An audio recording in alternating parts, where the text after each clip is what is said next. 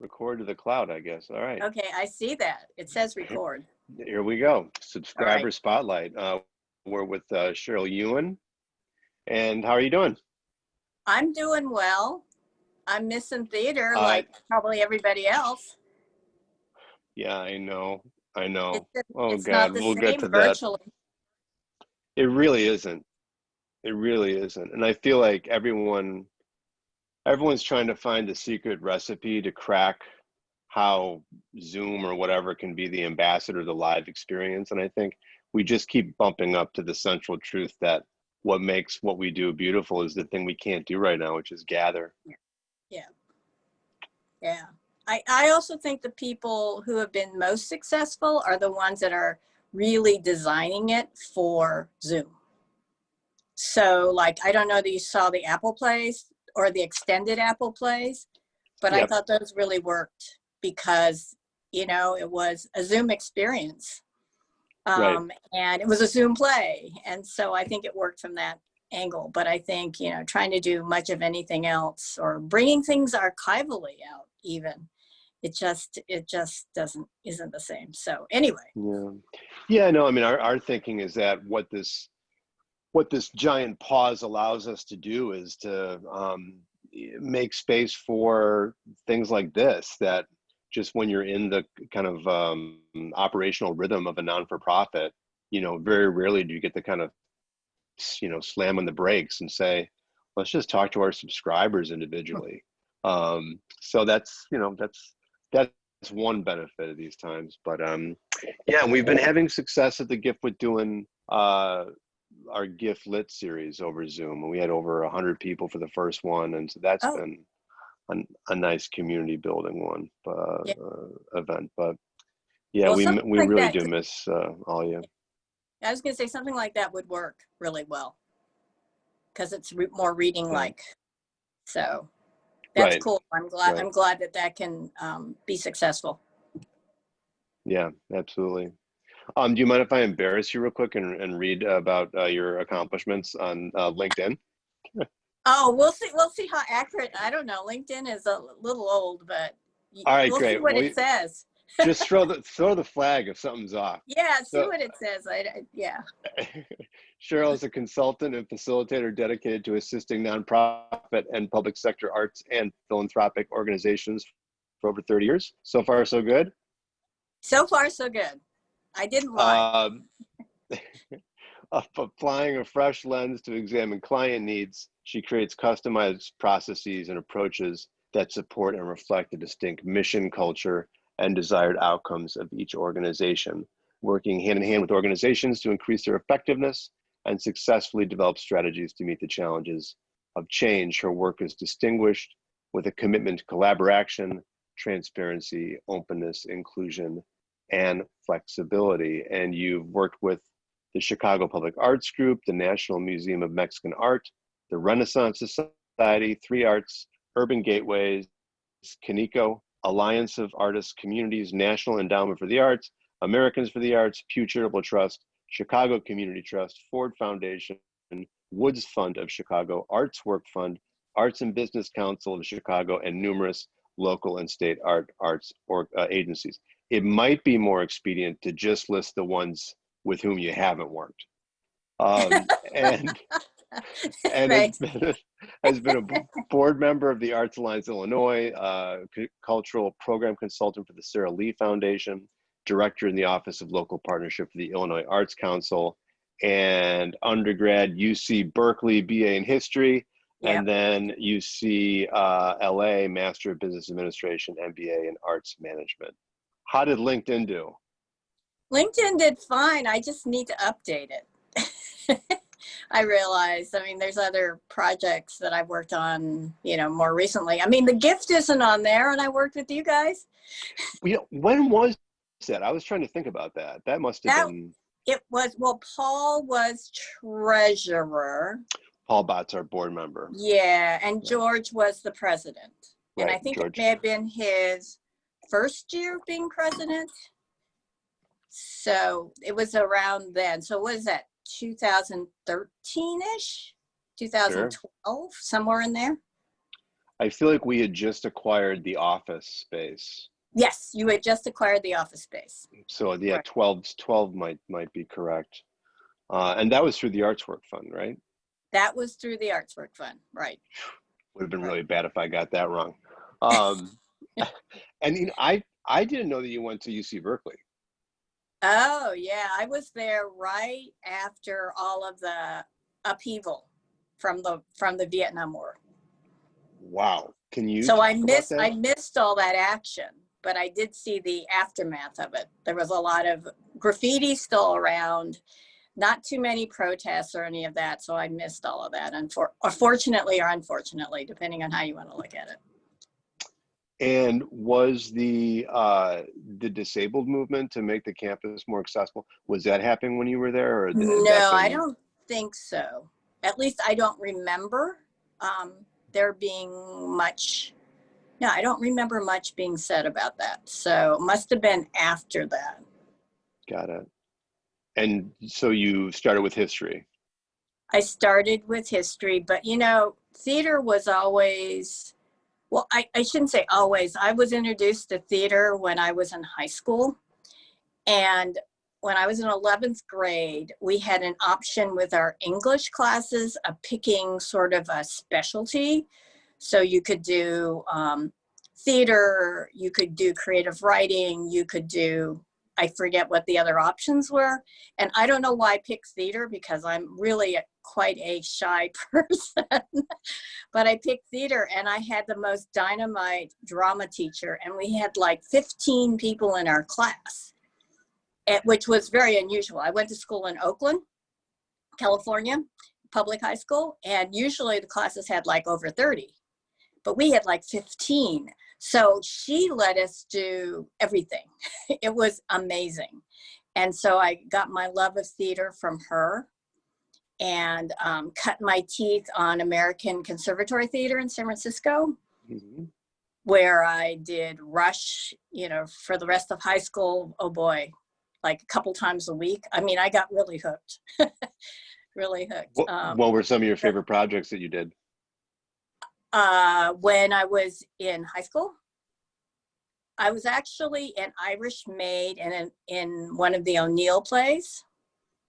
That was not typecasting, I guess, or Right. it must have been blind casting at that time. Sure, sure. And I remember doing The Mad Woman of Chaillot. Hmm. And I remember when we did it, I did it with another person, and I somehow just lost track of where I was. And I think we improvised like half of whatever the scene was that we were supposed to do. So we started off right, and then we got off, and then we got back on at the end. So those are two things I remember from Always high a school. terrifying experience. I know, when you all suddenly realize, oh my God, I'm not in the right place. I hope my poor partner can follow what I'm doing. So anyway, It's like a death. yeah, but I didn't really do theater per se in high school. I mean, in college, I did do some backstage stuff Mm-hmm. at Berkeley, but I didn't do any stage stuff. But I still went to ACT very regularly across the bay. And then talk to me about the pivot from history to Arts the management. MBA. Mm-hmm. Yeah. Oh, that's another interesting story. When I was, guess I must have been a junior at Berkeley, and I was walking down some hallway, and I saw a sign or a flyer on a wall, and it said, "Study theater in Britain." And I thought, wow, that sounds interesting.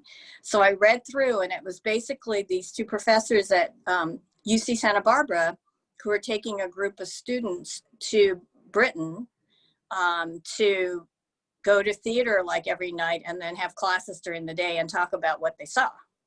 So I thought, wow, that'll be cool. So I signed up and I went, and that was the first time I had ever been out of the country. In fact, I think it's the first time I ever traveled by myself. And so went to Britain and just saw amazing, amazing theater, the Royal Shakespeare Company and National Theater. And we went to Stratford and Chichester, and like we'd hang out in the bar. And so I met people like Patrick Stewart, believe it or not, before he made it onto Star Trek. He was in, I think, Antony and Cleopatra and some other stuff that we saw there. So that was an incredible experience for me. And then the last year I was there, I got a professor to agree to sponsor me to do a study on national subsidies for theater. And I compared US and Britain. And so that's sort of what got me into the arts management piece, is I did that study. And then I discovered that UCLA had this bang up arts management program, and that's where I ended up going. Pretty close, the amount of subsidization in those two countries, right? Well, I don't know, Michael. You live in the U.S. Wait a minute. You know how Wait a generous minute. the U.S. is. Are you trying to tell me that the United States doesn't support our theaters as much as little island of Britain? God. Well, we know how much they're offering theaters as part of the pandemic package, but we won't go there right now. No, or why not? Well, that sounds like a formative experience. Yeah. Yeah. I had one too. I remember my first time in Dublin, my cousin Martin was going to take us to the Abbey, and I was like, what's playing? And he was like, he goes, I don't know what's on tonight, because we've been subscribers for decades, and that was when I was 16. It probably took me, I don't know, another 5 years to realize how powerful that statement was, that this organization had made such an imprint on my cousin and his wife that it didn't even matter what the production was. They knew they were going to go there. They're going to get a drink beforehand and a romantic lounge atmosphere, and then maybe run into one of the actors afterwards. And I really think that planted a seed about what we've been trying to do with the Gift ever since. Yeah. But it's funny how those first trips abroad, they can really kind of repivot the trajectory of your life. Yeah. So I don't know that anybody ever anticipated, or I anticipated that this would be what I ended up doing. But now, too many years later, we won't even talk about how many years later, still in it. Is there a common pattern or a common mistake that you've seen that is irrespective of budget size, that it just seems like human nature in nonprofit that we keep stepping on the end of the rake and hitting ourselves in the head? Well, I think one thing that's really hard for people is staying true to that mission and not getting swayed by various other things that people throw in your way. And I think it's particularly important now with this whole pandemic business that people like check in with that. So that would be one thing, I guess. I don't know. I mean, everybody is different, so it's hard to say. Are you talking about mission creep? Yeah, I'm talking about mission creep. It's easy, isn't it, Michael? So to get off the train here. Yeah, I mean, well, should we unpack that a little bit? Because maybe some of our subscribers don't know exactly what we're talking about. Well, I think what happens with organizations is there's obviously the financial piece, both the box office piece as well as funders, and that people, because they're chasing dollars, because they have, people to pay and actors and rents and all of that, sometimes take detours off of the path versus staying on the path towards what they really want their organization to be about and do.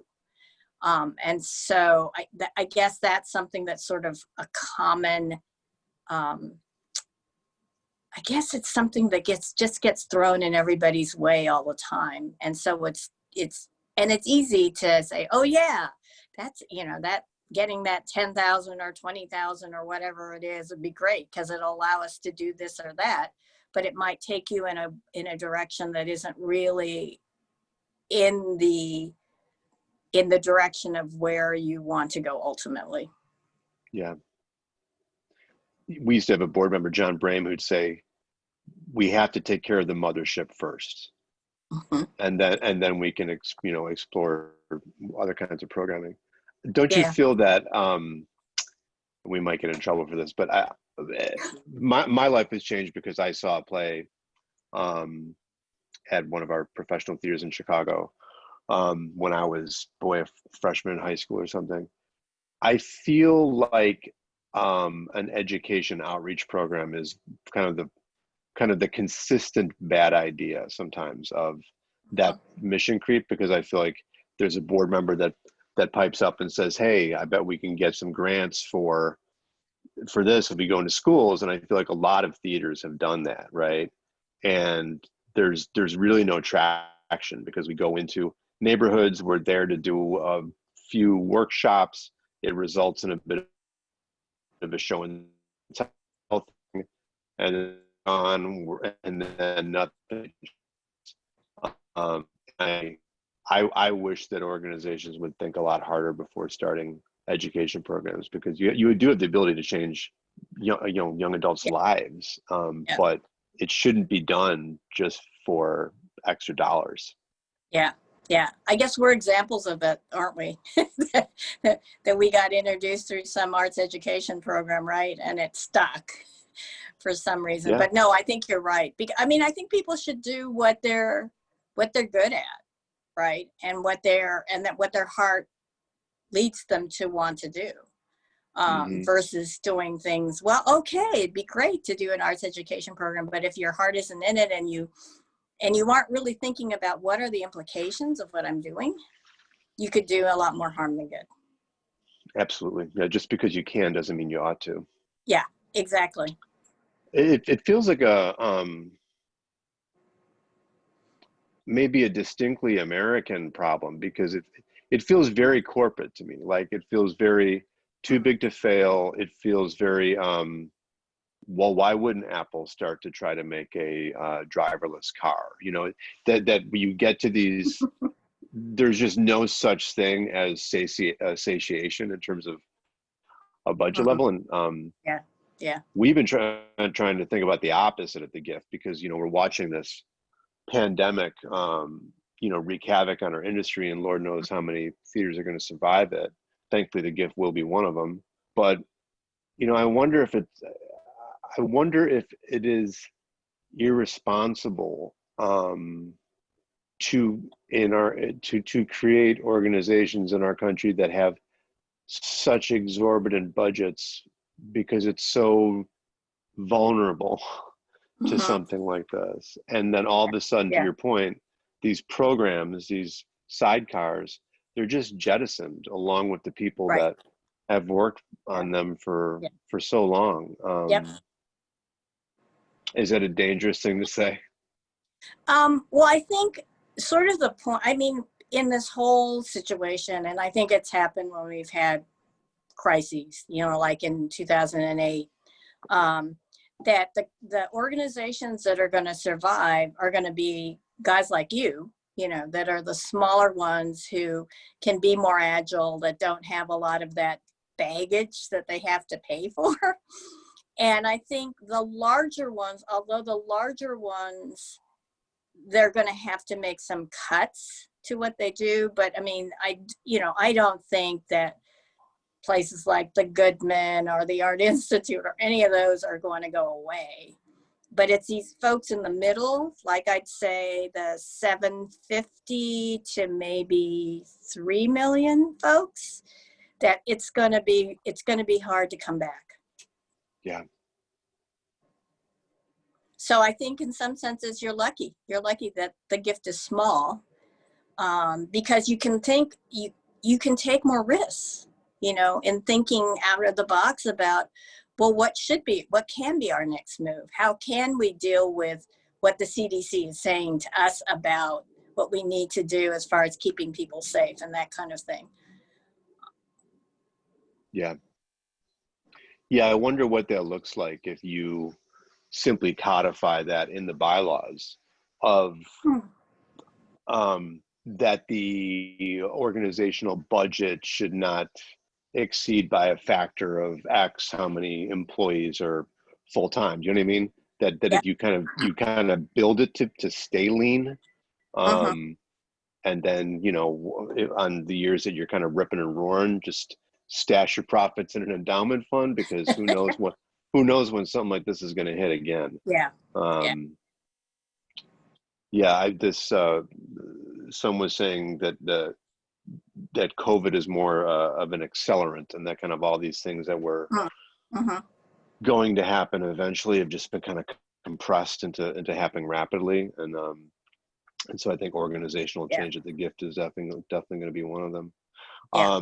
What else from your expertise of working with arts organizations, what else are you thinking about a lot these days with respect to pandemic and arts organizations?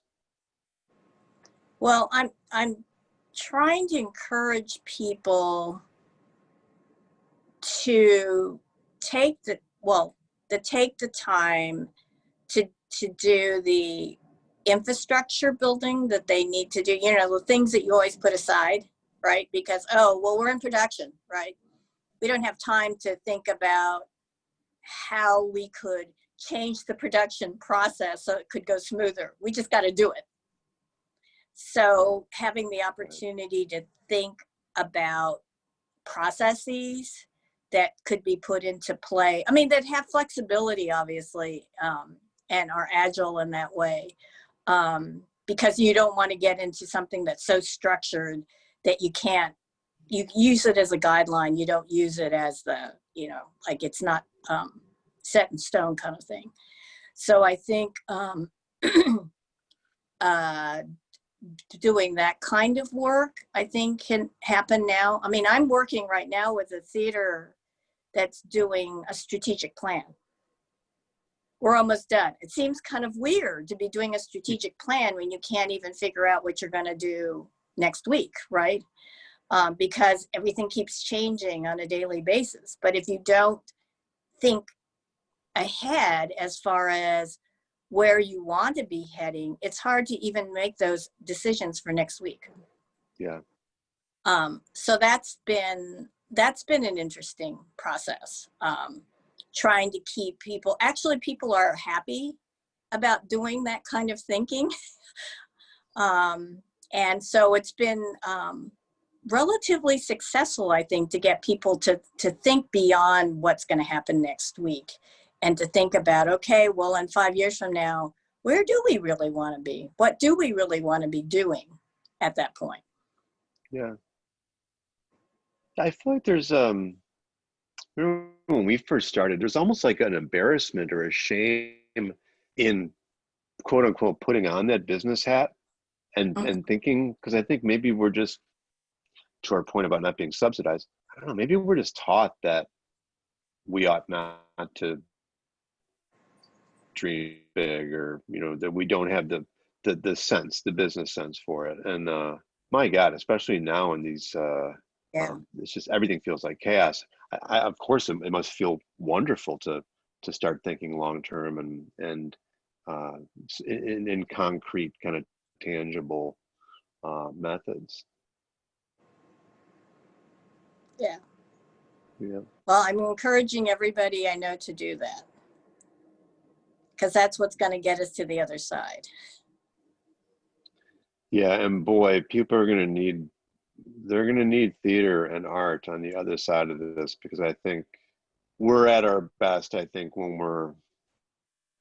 we help shepherd people into a space where we can process something Yeah. that happened. I don't know if we're at our best in the midst of it. Yeah. Yeah. But I hope that the theaters that make it don't just spin back up in a frenetic attempt to, just get the revenue coming in again, Right. and leapfrog that very important step, which is kind of a healing step, really, of like, Yeah. Jesus Christ, look what we just went through. Yeah. Yeah. I don't know how performing arts, including theater, but I was thinking about music too and dance. Um, you can think you can just go back to what you were doing in February, right? Because we all have gone through such a psychological roller coaster, right, over the last 6 months. And, as we were talking before you started recording, we don't know when people will be ready to come back into an enclosed space.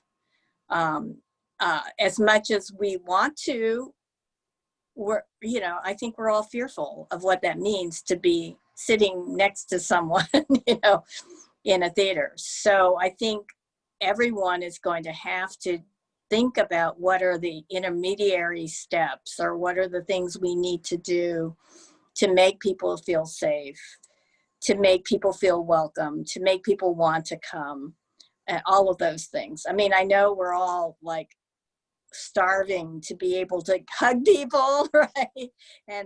And get together and gather. But I mean, I still think we're all going to be a little reluctant to walk in there like it was, January of this year versus now August of this year. Yeah. I always, would teach my students that you have to appreciate the audience, because they have, out of all the different options they have, Yeah. what they can do with their evening or their afternoon, they've chosen to spend time with you, and to always cherish the gift of that time. And Yeah. and so we would always think about that at the gift.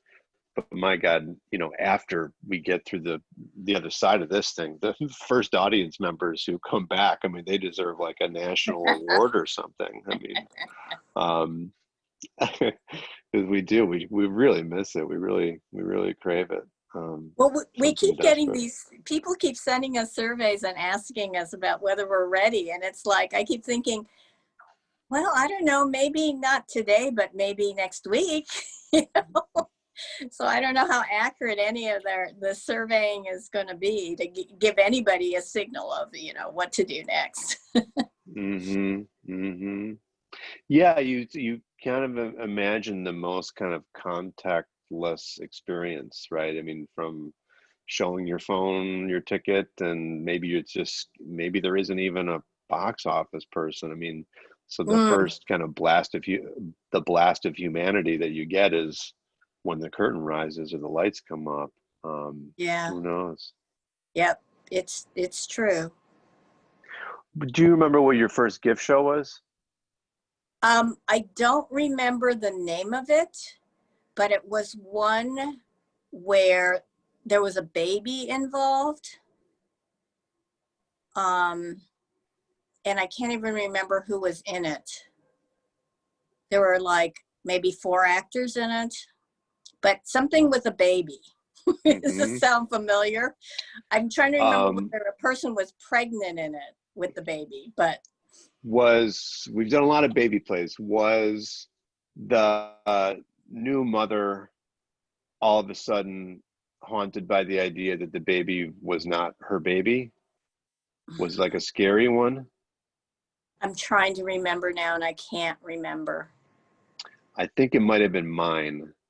Oh, I Um, think it was mine. Yes, it was. It was. It was. nice. Yeah, that was a scary one. Yeah. Yeah. I think there are others that you guys have done since then I'm more fond of than that one. Right. We won't show this one to that crew. Okay. Which ones have made a strong impression on you? Um,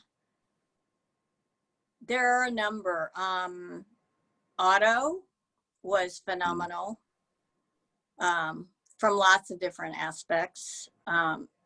the Grapes of Wrath, I couldn't believe you could actually do that in the storefront. And that was terrific. I liked Doubt very much, and I appreciated what you did as far as taking risks with that one. Let's see. There are some really wacky ones you guys have done. I mean, I like the wolf play. I liked Hamlet to a degree. I think I liked Othello better than Hamlet. But Hamlet was an interesting experiment that you did. Mm-hmm. Mm-hmm. Let me think. Oh, I love 10. That's like, that gives me a thermometer of what people are thinking about. Right. So that's one of my favorite things to go see every year. I think 10 is my favorite time of the gift year. Do you remember the 10 that happened right after the 2016 election? Oh boy, yes. Yeah. I mean, that one was really market, you could really tell what people were thinking about. Others aren't as obvious, although you always come out thinking there's what people are thinking about, what the theme of the coming year might be by going to see 10. And what's so crazy about that is there's no thematic curation whatsoever. Yeah. I mean, all the playwrights are given is what the space is, that basically we got chairs and that's it. And it's got to be something, a scene change that we can do in about 8 seconds. And we tell them that the actors are going to have 9 hours of rehearsal and 1 hour text. So, Yeah. go easy on them. And it is amazing, especially that year that you're talking about at the election. Everyone was synced up in some weird Jungian synchronicity, one brain thing. I know, you would have thought they talked to each other, but we knew they didn't. Absolutely. And you could feel, I mean, I remember sitting backstage. I mean, you could feel it. The air in that theater felt compressed and tight in a way that it usually doesn't. Yeah. Yeah, 10's my favorite too. Yeah. I mean, our thing always with plays is if we can see how we would do it, and if we can see kind of who might get cast and who would be a good director for it, and if we can see how it could fit in the space, then we don't do it. So we always kind of force ourselves to do things that feel impossible. Yeah. I'd also be remiss if I didn't mention the one that was in Antarctica. That was one of my favorites. Royal Society of Antarctica. Yeah. There's you brought up Grapes of Wrath, and we're going to try to get them all back actually to do kind of more of a deep dive, come closer over Zoom with the cast and crew for our subscribers. Oh, that'd be cool. But yeah, right. There's a story that Jeff Perry tells when Steppenwolf was transferring their production from Chicago to Broadway, and they were going to do like a brush up rehearsal, and all their props and all the shit just had been shipped out to New York already. So they were in Yandorf Hall rehearsing the play.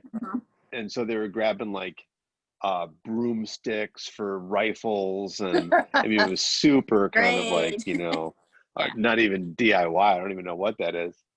And it was all of their favorite run of the show. Like anybody who saw that brush up rehearsal run through, and the actors and even Frank Galati, because there was like a childhood spirit of play involved of a broomstick as a rifle, and this bag of this blanket's a baby, that once you get the literalism of $1 million budget or whatever it was, you're in a different ball game. Yeah. Well, isn't that why you're doing it? Is for that spirit of play and imagination. I think so. I mean, I do it. I don't know. I think we're sort of in the missionary business. I think we use stories to throw a lifeline to people in the dark and let them know that it's okay that they're Yeah. feeling certain things and that we don't have the answers, but we know what the question is. And that if we kind of live this story together, that we can get through it. Mm-hmm. Yeah, I think there's a lot of truth to that. Well, that's what theater's about, isn't it? Is the storytelling. Absolutely. I don't know if this story is apocryphal, but I guess the idea of democracy was so crazy Mm-hmm. that they turned to the playwrights and the actors to create plays to illuminate what that concept would even look like to the Athenians. Yeah. Yeah. Well, we got to have it come back. I know. I know. Soon, hopefully. Is there anything you like to that we missed that you'd like our fellow subscribers to know or think about, or anything you want to plug, organizations or Organizations I want to plug? I don't Save the know. Whales or There'd be too many. My clients would be upset if I started naming off groups. no? Do one subscriber chat with me and all of a sudden you're in lawsuits for the rest of your life. Yeah, that's right. Well, so I have two subscriptions, and one is gift, and the other will remain nameless at this point. But I think I subscribe to both of you because I never know what I'm going to get, and I'm always finding something, like some little gem in everything that I see each of you do. So I thank you for that. And what else would I say? Yeah, and if it wasn't, gift, the quirkiness that you guys have in some of the shows that you pick is so unique among the Chicago theaters. So I appreciate that as well. I'm trying to think whether I have anything else to tell you. Well, we appreciate the hell out of you, and we're honored that in such a great city that we're one of two of your subscriptions. We'll take that happily, and happy to put out that quirky, weird art, because it's a quirky, weird group of people for sure, and people who can't wait to get back in a room with everybody. So, yeah. And it'll happen. Yeah, well. All right. Well, we'll wrap this up. I'll stop recording, but we'll chat on the other end of the recording. Okay. But Cheryl Ewan, thank you so much for being a gift subscriber and everything you do. Well, thank you for asking, and all the storytelling that I haven't told for a while. So that was kind of fun. Yeah. All right. And